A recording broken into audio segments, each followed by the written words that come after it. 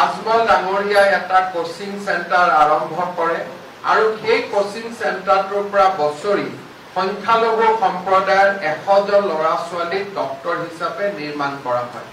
যদি অসমৰ লগত মাটি পানীৰ লগত সম্পৰ্ক নথকা এজন মানুহে অসমলৈ বা পৰিয়াল ইয়ালৈ আহি তেওঁলোকে অসমৰ 100টা সিট সংখ্যালঘু লোকক দিবৰ কাৰণে কাম কৰিব পাৰে, তেনেহলে আমি চুতীয়া আহোম মৰাণ মটক কলিতা আমি কিয় এই কাম কৰিব নোৱাৰো? নিশ্চিতভাৱে এই 5 বছৰত মই এনে এখন সমাজ বিচাৰিম যোনে পুৰণা সংস্কৃতিৰ কথা কব, কিন্তু তাক নতুন যোগ কৰিব।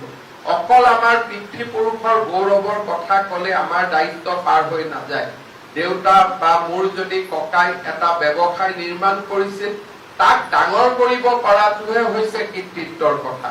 তাক সৰি আমি থাকিম কিন্তু নিজে সকলো বিক্ৰী কৰি ভাড়া ঘৰত সোমাই যাম, তেতিয়া এই জাতিটো কেতিয়াও আগবাঢ়িব নোৱাৰে। আপোনালোকে দেখিব যে কিছুমান ল'ৰা ছোৱালী আছে দেউতাক মাকৰ পৰা লাভ কৰা সম্পত্তি 4 গুণ ডাঙৰ কৰে, আৰু কিছুমান ল'ৰা ছোৱালী আছে দেউতাক মাকৰ সম্পত্তি বিক্ৰী কৰি ভাড়া ঘৰত আহি সোমাই থাকে। আমি বিচাৰিব লাগিব যে আমি কাক আদৰ্শ হিচাপে লম। যদি সেই দিনত যদি ইমান নতুন নতুন কাৰিকৰী বিদ্যাৰ চুতীয়াসকল অধিকাৰী হ'ব পাৰিছিল, আজিও নিশ্চয় চুতীয়াসকলে IIT পাছ কৰা 10 জন অভিযন্তা প্ৰতি বছৰত নিৰ্মাণ কৰিব পাৰিব। আজিও নিশ্চয় 10 জন মেডিকেলত পাছ কৰা মেডিকেল পঢ়া ল'ৰা ছোৱালী নিৰ্মাণ কৰিব পাৰিব।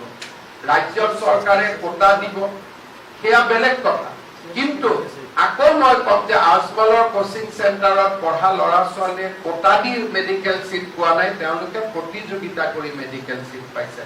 আৰু মই ভাবো যে আমাৰো এই প্ৰজন্ম প্ৰতিযোগিতাৰ বাবে আমিও সাজু আছো, কিন্তু আমি সৰুৰে পৰা তেওঁলোকক ৰেডি কৰিব লাগিব, মানসিকভাৱে প্ৰস্তুত কৰিব লাগিব।